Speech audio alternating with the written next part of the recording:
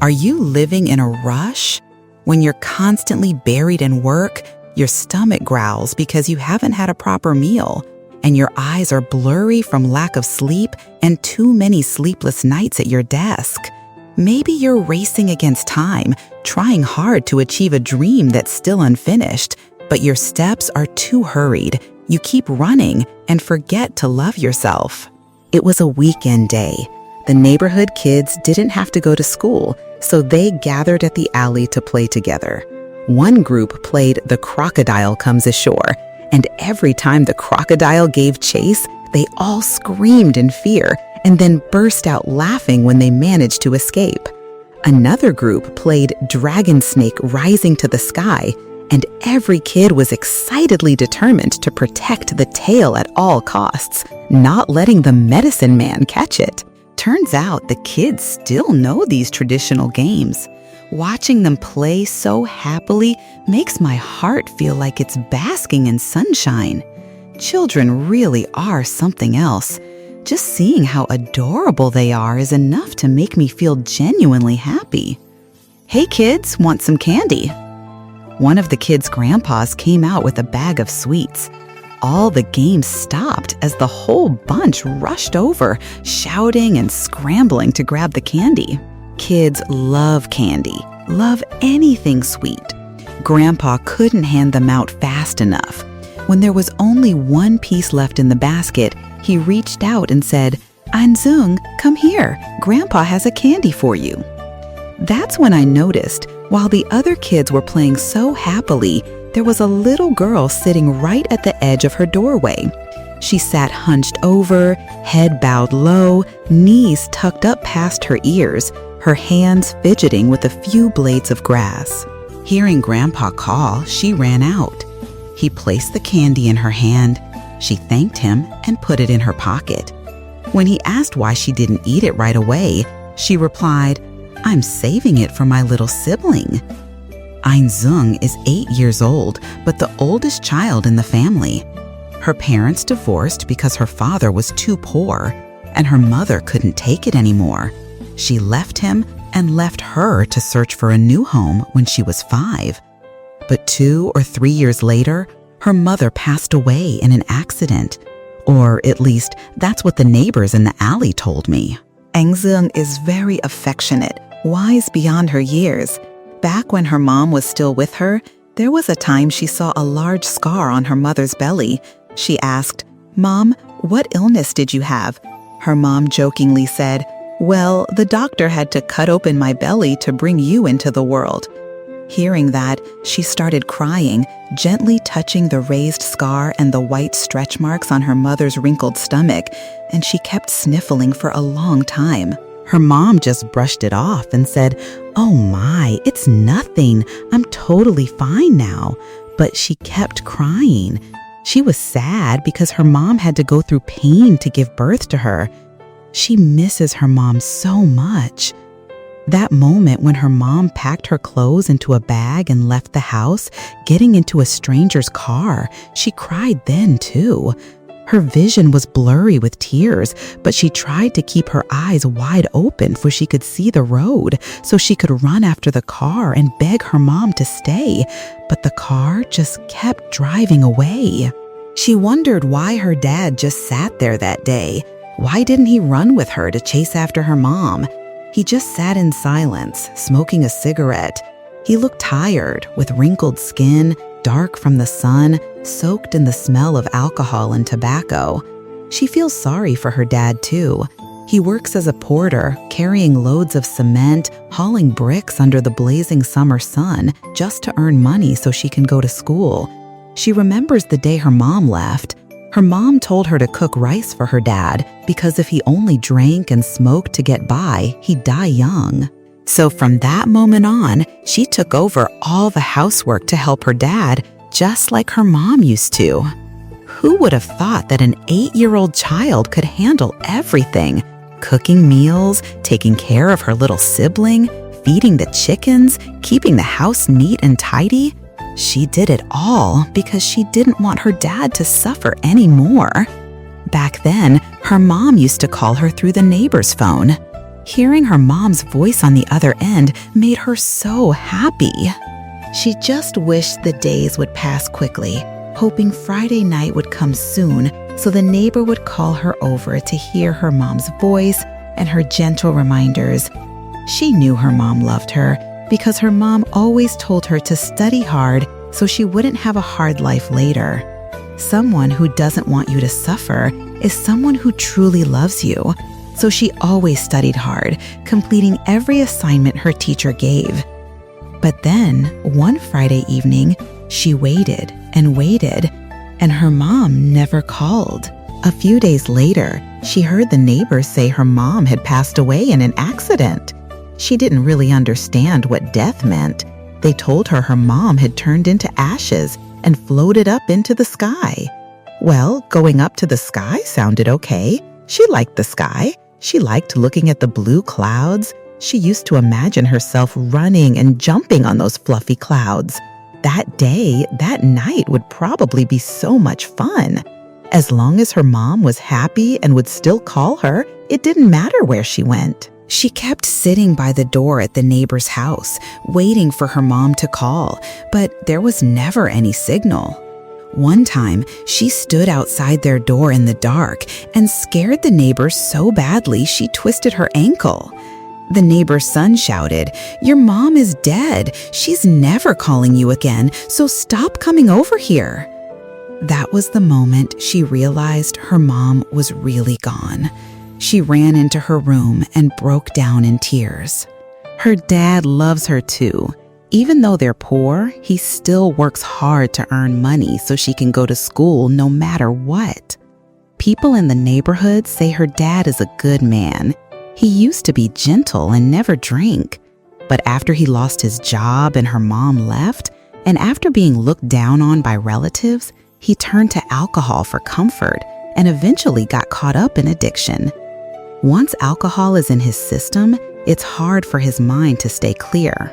One time, a woman in the neighborhood asked, "Your dad hits you so much. Do you hate him? Why don't you come live with me? I'll take care of you." The little girl shook her head and said she didn't hate her dad at all. She loved him very much. If she left to live with the woman, who would stay home to cook for her dad and take care of her younger sibling? Turns out, children who are wise beyond their years never want to hurt others, so they choose to carry the pain themselves. When adults ask them to do something, they happily obey. No complaints, no resentment, no frustration, and certainly no defiance or arguing.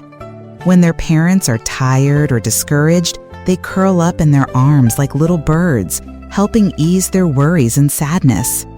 Even when their parents are angry or treat them unfairly, they quickly forgive and gently try to comfort them in return.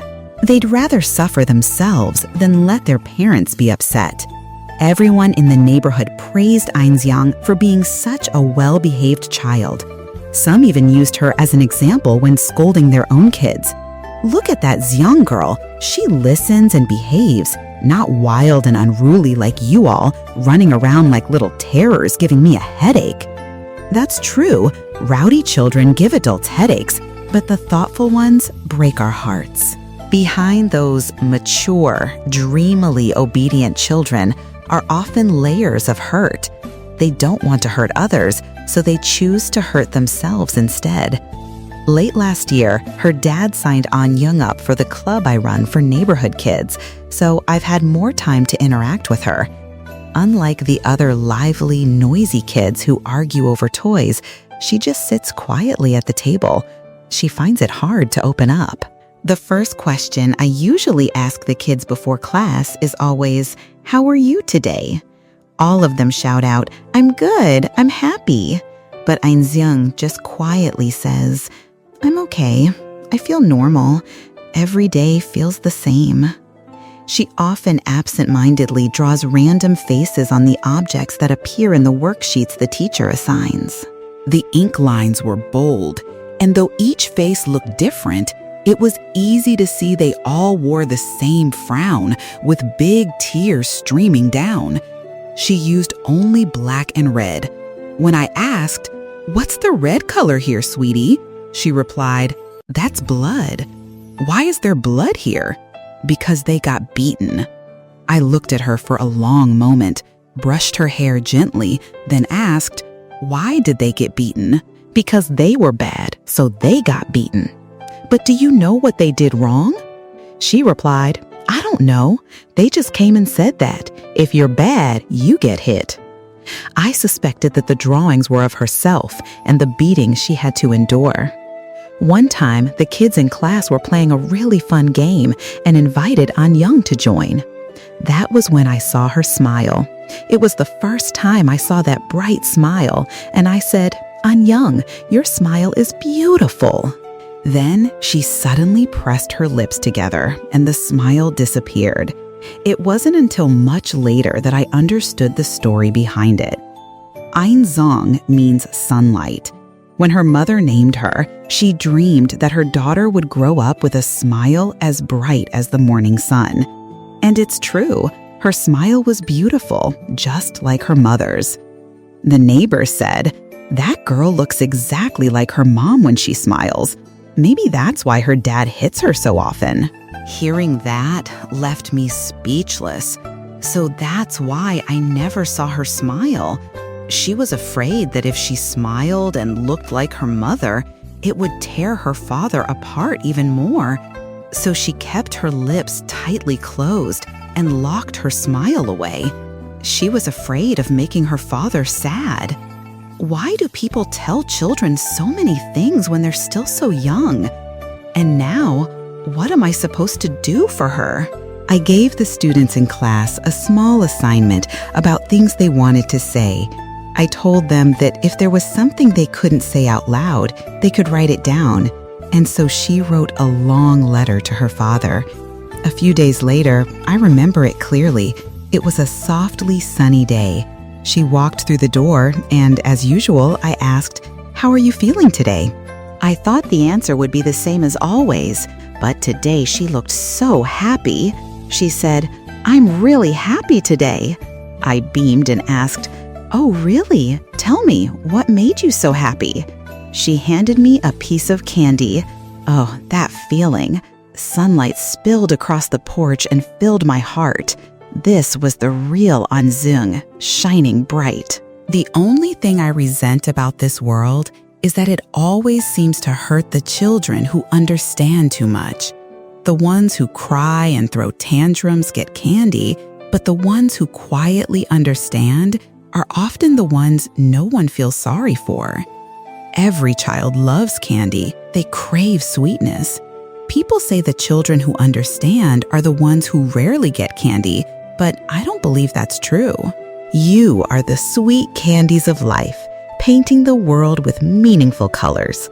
Do you remember the story at the beginning of this podcast? The one about the grandfather giving candy to the kids? When he saw Ánh Dương hesitate to eat hers and save it for her younger sibling at home, he rushed back to get another bag of candy.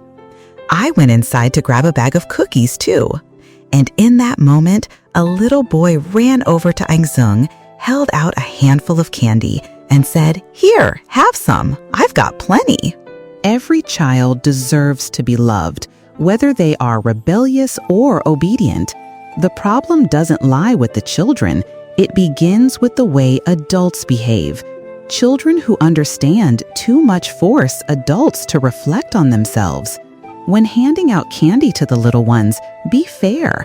Don't ignore the ones who are quiet and well-behaved just because they don't demand attention. I hope that every child in this world gets candy, gets love, and is gently comforted. I hope that the children who understand things deeply aren't just the ones who always say yes, who stay silent, give in to others, and willingly take the short end of the stick. To understand is to truly grasp everything, even when it hasn't happened to you, and from there, choose to act in the kindest way possible. But if understanding things means letting others push you around, then that's just being weak. I hope you'll be strong and know when, where, and with whom to be understanding. I hope you'll learn how to ask for what you need and how to say no. I hope you'll always put yourself first and live with joy, because only when you know how to love yourself can you truly love others.